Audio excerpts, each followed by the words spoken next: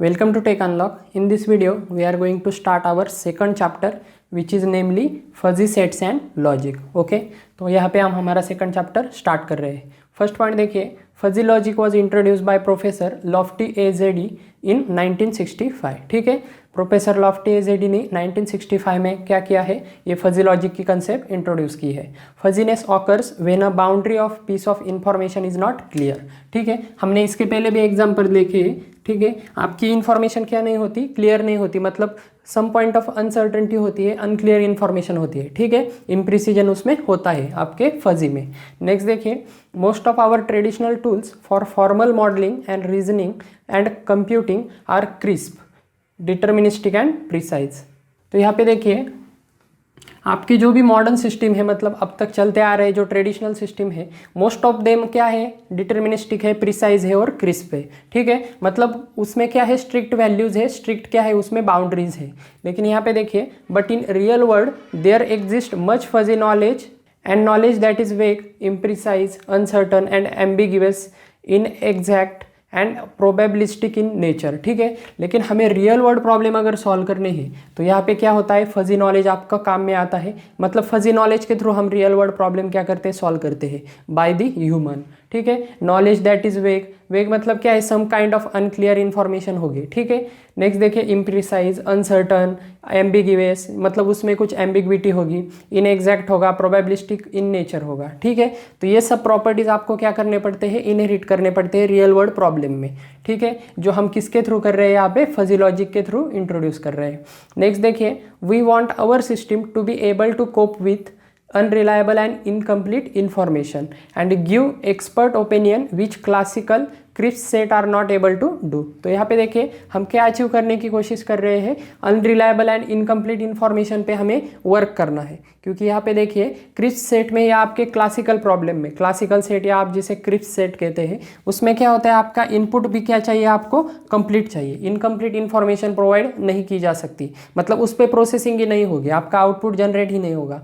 क्योंकि आपका crisp set किस पे डिपेंड है, मतलब ये किस पे काम करता है, आपके सर्टन मैथमेटिकल मॉडल्स होते हैं. उसमें सिंपली क्या होता है, उसमें कुछ एल्गोरिदम्स होंगे, कुछ स्टेप्स होंगे. मैथमेटिकल मॉडल ये क्या करता है, स्ट्रिक्टली फॉलो करता है. ठीक है, उसमें स्ट्रिक्ट बाउंड्रीज होती है. इस वजह से इसमें क्या नहीं होता, इनकम्प्लीट डेटा आप प्रोवाइड नहीं कर सकते. जो आप किस में कर सकते हैं, आपके फजी सिस्टम में कर सकते हैं, मतलब आवर सिस्टम, मतलब आप फजी सिस्टम में कर सकते हैं. अनरिलायबल एंड इनकम्प्लीट इन्फॉर्मेशन पे भी आपका प्रोसेसिंग यहाँ पे हो सकता है, जो आपके क्लासिकल सेट्स यानी आपके क्रिस्प सेट पे नहीं होता. नॉट एबल टू डू मतलब अनेबल टू डू.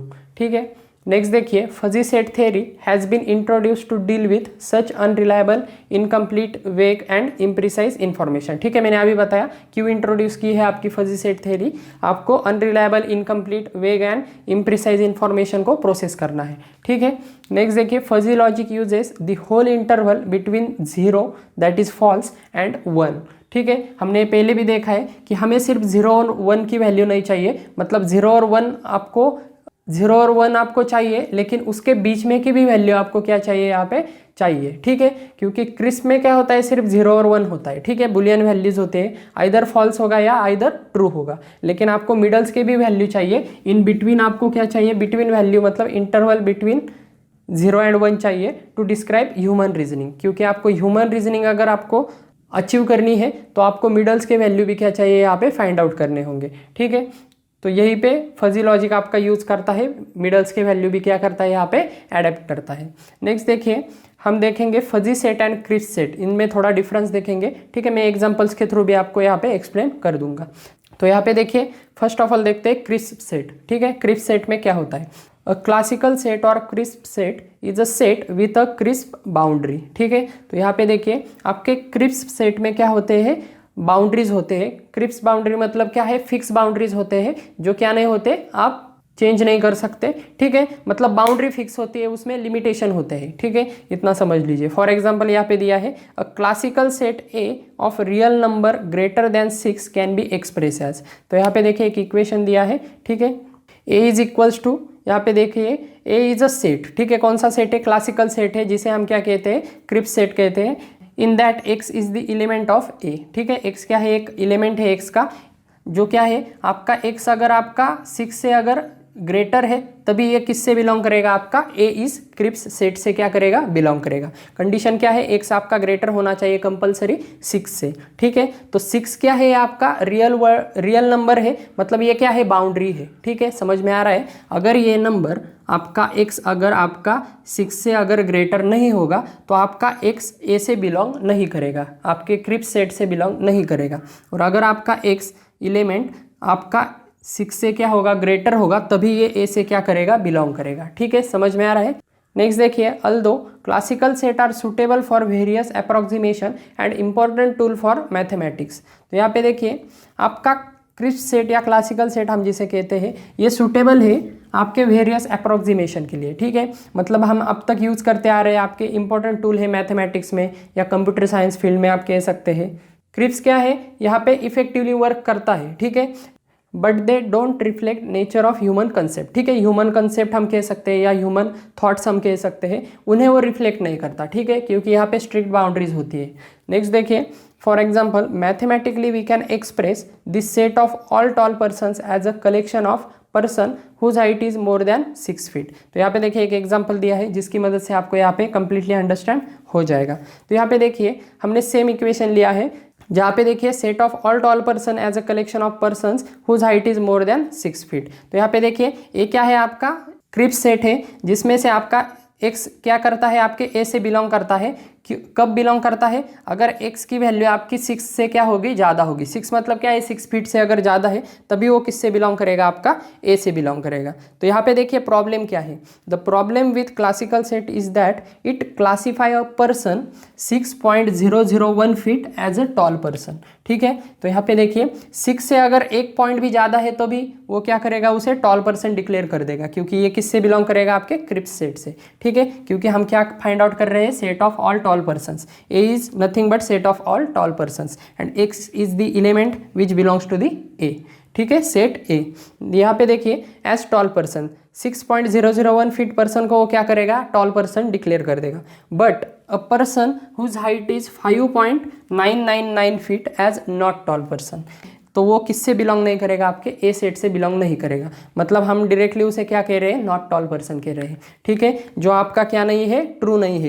क्योंकि यहाँ पे देखिए this distinction is intuitively unreasonable, ठीक है, ये अनरीजनेबल है, ठीक है, हाँ ये 100% करेक्ट नहीं है। तो यहाँ पे हमें 100% श्योरिटी चाहिए कि कोई टॉल है या नहीं है, तब हम क्या करते हैं, यहाँ पे क्रिप्स लॉजिक यूज़ करते हैं, ठीक है, जिसमें क्या होते हैं, मिडल्स के भी वैल्यूज़ होते हैं, स्ट्रिक्ट बाउंड्रीज क्या नहीं होती, यहाँ पे फॉलो नहीं होती, ठीक है। तो आई होप आपको समझ में आ गया होगा एक एग्जाम्पल, ठीक है। मैं अनदर एग्जाम्पल देता हूँ, ठीक है, एक और एग्जाम्पल देखते हैं हम। सपोज यहाँ पे हमने एक हमने फ़ैन सिस्टम ले ली, ठीक है, हमारा घर का फ़ैन जो होता है उसमें आपका अगर क्रिप्स लॉजिक अगर यहाँ पे हमने अप्लाई किया, ठीक है, एक क्वेश्चन हमने आस्क किया, क्या क्वेश्चन हमने पूछा, इज फैन रोटेटिंग, ठीक है, इज फैन रोटेटिंग, ठीक है। तो यहाँ पे ये क्या है, हमारा क्वेश्चन है, इज फैन रोटेटिंग। ये क्वेश्चन हमने किसको दिया, मतलब ये प्रॉब्लम स्टेटमेंट हमने किसको दिया, क्रिप्स लॉजिक को दिया। लेकिन ये क्या करता है, ओनली 2 आउटपुट यहाँ पे जनरेट करता है, आइदर आपका वैल्यू क्या होगी, यहाँ पे ट्रू होगी या फॉल्स होगी, ठीक है, आइदर फॉल्स होगी या ट्रू होगी, ठीक है। तो यहाँ पे आइदर 0 डिक्लेयर करेगा या 0 आपका शो करेगा या आइदर आपका 1 शो करेगा। 0 मतलब क्या होगा, फॉल्स होगा, और ट्रू मतलब क्या होगा, यहाँ पे 1 मतलब क्या होगा, यहाँ पे ट्रू होगा। फैन रोटेट हो रहा है, आइदर 0 यानी आपका हो रहा है, नहीं हो रहा है, और आइदर 1 मतलब फैन क्या हो रहा है, रोटेट हो रहा है। लेकिन यहाँ पे आपका फजी सेट थ्योरी यहाँ पे अलग काम करती है, ठीक है। फजी लॉजिक यहाँ पे कैसे काम करता है, यहाँ पे देखिए फजी लॉजिक को हमने सेम क्वेश्चन पास ऑन किया, इज फैन रोटेटिंग। तो यहाँ पे देखिए हमने ये प्रॉब्लम स्टेटमेंट दिया है आपके फजी लॉजिक को। तो यहाँ पे डिफरेंट टाइप्स के यहाँ पे अनसर्टन आंसर क्या हो सकते हैं, यहाँ पे आ सकते हैं। फॉर एग्जांपल आपका फैन रोटेट हो रहा है लेकिन स्लोली हो रहा है, ठीक है, वेरी स्लोली हो रहा है। तो यहाँ पे फर्स्ट आपका आंसर हो सकता है वेरी स्लोली, ठीक है, जिसे हम कह सकते हैं 1 के स्पीड से 1 के स्पीड से क्या हो रहा है, यहाँ पे रोटेट हो रहा है, ठीक है। अगर हमने काउंट किया 100% में से तो यहाँ पे 20% क्या है, फैन आपका रोटेट हो रहा है। नेक्स्ट देखिए, मतलब 20% स्पीड से क्या हो रहा है, रोटेट हो रहा है। नेक्स्ट देखिए वेरी स्लोली के बाद आपका सेकंड आंसर हो सकता है स्लोली, ठीक है, मतलब रोटेट हो रहा है लेकिन सेकंड के स्पीड से रोटेट हो रहा है, मतलब यहाँ पे हम 40% से 40% की स्पीड से यहाँ पे रोटेट हो रहा है। थर्ड हमारा आंसर यहाँ पे हो सकता है मॉडरेट। ठीक है, मॉडरेट मतलब क्या है, मीडियम स्पीड से यहाँ पे क्या हो रहा है, रोटेट हो रहा है। 3 का स्पीड हम यहाँ पे काउंट कर सकते हैं, जो क्या होगा हमारा यहाँ पे 60% यहाँ पे हम काउंट करेंगे। और नेक्स्ट देखिए, मॉडरेट के बाद आप यहाँ पे लिख सकते हैं फास्टली मूव हो रहा है। ठीक है, फास्टली, तो यहाँ पे 4 का स्पीड क्या होगा, थोड़ा फास्ट होगा, 80% आप कह सकते हैं। और यहाँ पे वेरी फास्ट, ठीक है, वेरी फास्टली अगर कहा तो यहाँ पे आपका फुल स्पीड से, ठीक है, 5 के स्पीड से यहाँ पे क्या है 100% इफिशियंसी से क्या हो रहा है, यहाँ पे रोटेट हो रहा है। तो यहाँ पे देखिए, आपकी सिर्फ ट्रू और फॉल्स की वैल्यू यहाँ पे इंपॉर्टेंट नहीं है। आपके फजी सिस्टम में मतलब रियल वर्ल्ड प्रॉब्लम आपको कोई भी सॉल्व करना हो तो यहाँ पे आपके मिडल्स के वैल्यू भी आपको क्या होते हैं, यहाँ पे इंपॉर्टेंट होते हैं। ठीक है, तो इसी वजह से यहाँ पे फजी लॉजिक क्या है, इतना इंपॉर्टेंट है। ठीक है, आई होप आपको समझ में आ गया होगा। कार की ब्रेकिंग सिस्टम का भी हमने एग्जांपल देखा था। ठीक है, हर बार आपको ट्रू या फॉल्स नहीं चाहिए होता है, आपको मिडल्स की वैल्यू भी चाहिए होती है। इसी वजह से आपका फजी लॉजिक या फजी सेट थ्योरी क्या है, बहुत ही इंपॉर्टेंट है। ठीक है, नेक्स्ट हम देखेंगे क्रिप्स सेट देखेंगे। ठीक है, क्रिप्स सेट के बारे में हम पहले देखेंगे और बाद में हम फजी देखेंगे। Okay, our next point is operations on classical और क्रिप्स सेट। ठीक है, क्लासिकल सेट या हम जिसे क्रिप्स सेट कहते हैं। तो कौन से ऑपरेशन होते हैं क्रिप्स सेट फॉलो करता है, तो यहाँ पे देखिए, फर्स्ट है union. In the union of two classical set A and B is given by the set of all elements which belongs to either set A or set B and is denoted by A union B। ठीक है, तो यहाँ पे देखिए equation दिया है A union B is equals to, यहाँ पे देखिए x is the element which belongs to A union B if x is belongs to A और x is belongs to B. ठीक है, तो यहाँ पे देखिए यूनियन कब होगा, आइदर एक्स किससे बिलोंग होगा, एक तो ए से बिलोंग होना चाहिए या एक तो बी से बिलोंग होना चाहिए। ठीक है, तो यहाँ पे देखिए फिगर में वही दिया है union of A and B. तो यहाँ पे देखिए एलिमेंट दोनों में प्रेजेंट है, एलिमेंट आइदर ए में प्रेजेंट होना चाहिए या बी में होना चाहिए। ठीक है, तो यहाँ पे डायग्रामेटिकल रिप्रेजेंटेशन क्या होगा, यहाँ पे ऐसा होगा। नेक्स्ट देखिए, सेकंड है हमारा ऑपरेशन इंटरसेक्शन। ठीक है, intersection, the intersection of two classical set A and B is represented by the set of all elements which belongs to both A and B and is denoted by A intersection B. तो यहाँ पे देखिए classical set हमने already क्या किए, define किए हैं, ए set and B set. ठीक है, जो किससे बिलोंग करता है, आपके क्रिप्स सेट से बिलोंग करता है, जिनमें क्या होती है, स्ट्रिक्ट बाउंड्रीज होती है। ठीक है, तो नेक्स्ट देखिए ए इंटरसेक्शन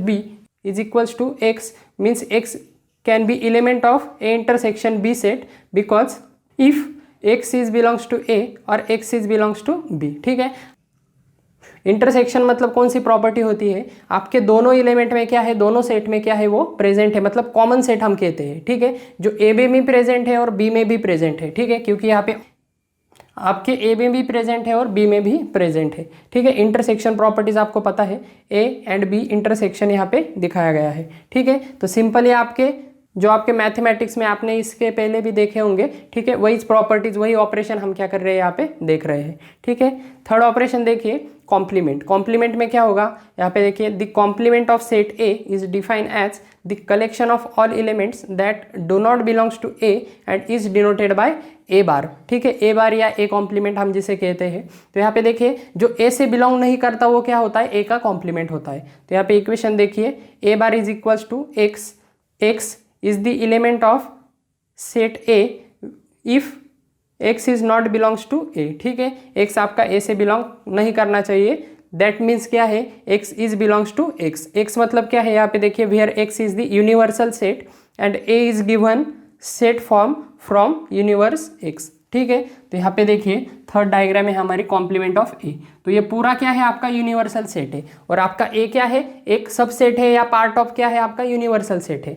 अगर आपका एक्स आपका किससे बिलोंग नहीं करता, ए से बिलोंग नहीं करता, तो किसका पार्ट होगा, आपके यूनिवर्सल सेट का। ठीक है, तो यही कहा है उन्होंने और आपके डायग्राम में भी यही डिस्प्ले किया है। ठीक है, complement of set A simple है, आपको समझ में आ गया होगा। नेक्स्ट देखिए फोर्थ है हमारा डिफरेंस और सब्ट्रैक्शन। ठीक है, डिफरेंस हम देख रहे हैं और हम इसे कहते हैं सब्ट्रैक्शन। ठीक है, सब्ट्रैक्शन ऑपरेशन। फर्स्ट पॉइंट देखिए, the difference of set A with respect to set B is the collection of all the elements in the universe which belongs to A but does not belongs to B.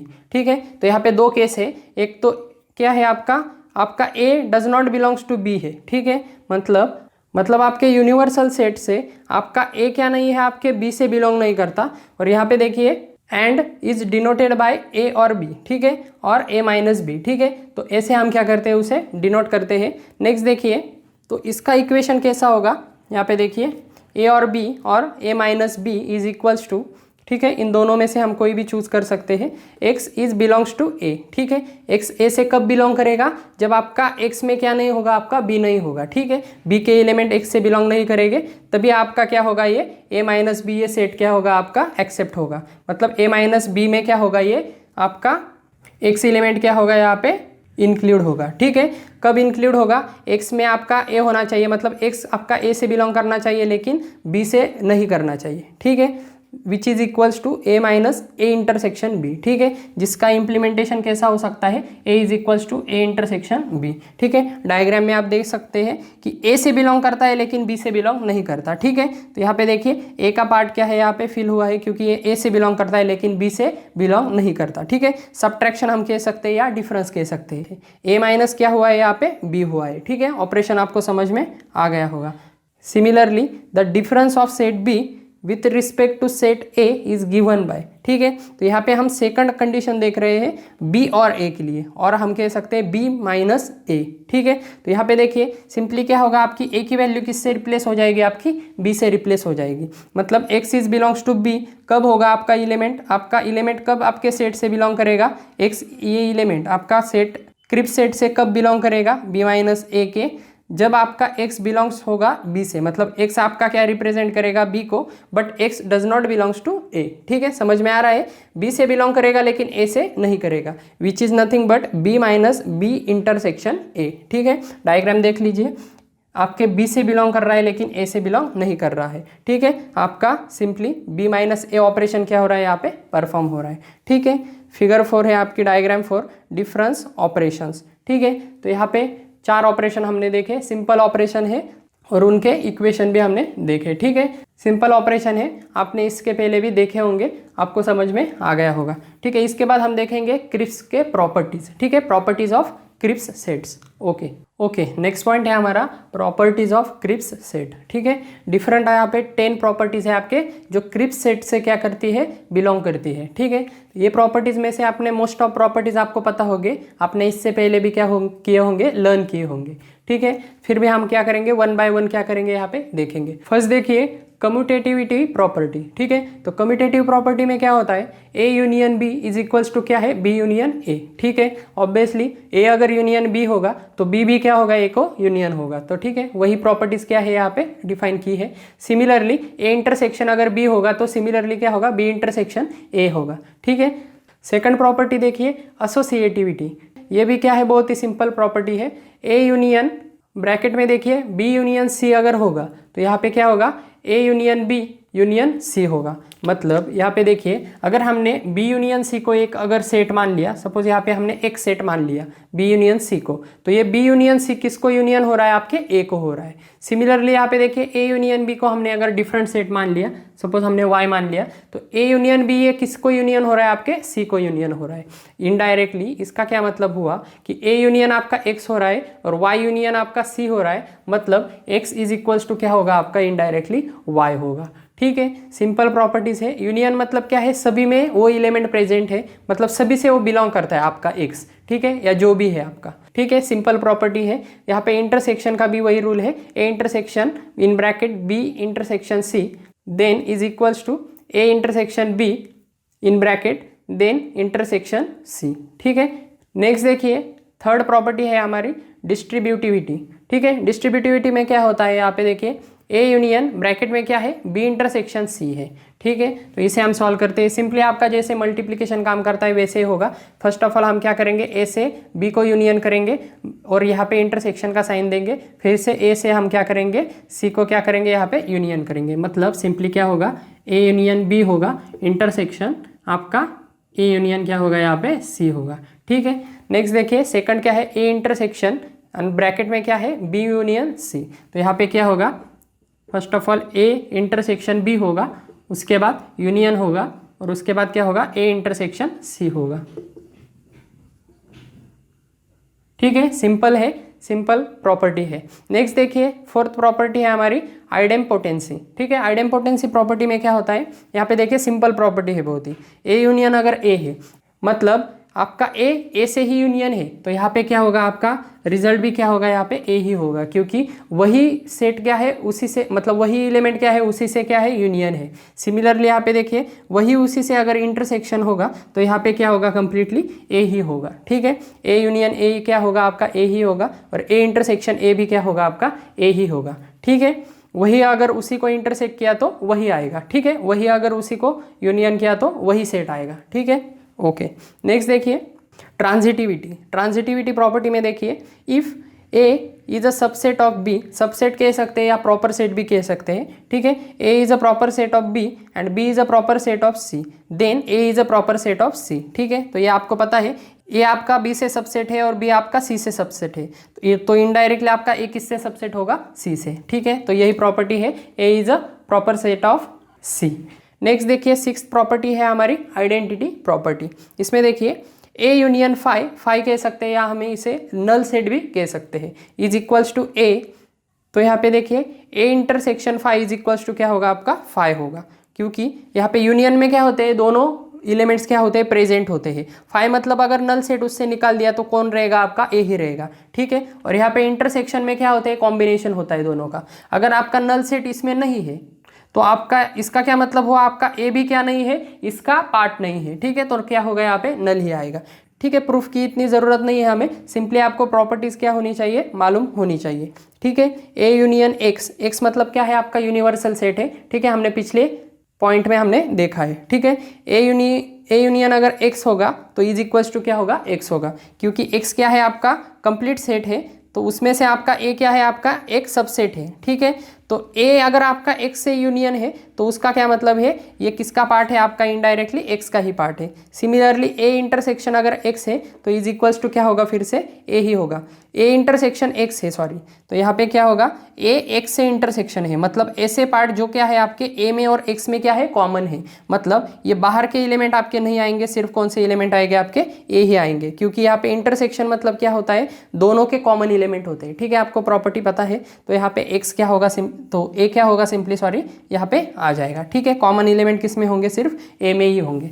Next देखिए, seventh है आपका involution property. ठीक है, A double बार दिया है, यहाँ पे double बार या डबल कॉम्प्लीमेंट भी आप कह सकते हैं। ठीक है, तो यहाँ पे देखिए इज इक्वल्स टू क्या होगा, आपका ए होगा।